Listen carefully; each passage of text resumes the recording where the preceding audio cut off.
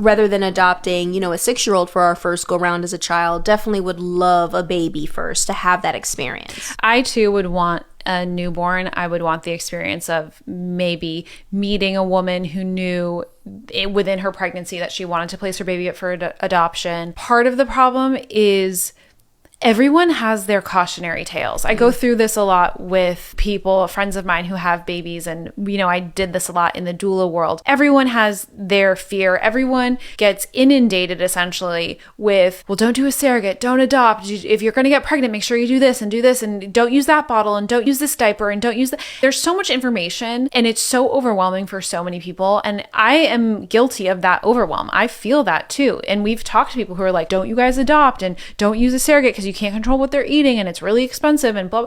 And I'm like, look, I kind of have to push everything out, quiet my mind, and trust in us and how our journey has been thus far. When people start telling you, don't do this, don't do that, don't do this, I went through this and this is what happens, I wouldn't recommend it, the only thing they're doing is shielding you from their experience. You never know, if you make a different choice, it might be different for you. So you really have to be careful about people's opinions and recommendations. My mom said it best. Opinions are like assholes. Everyone has them.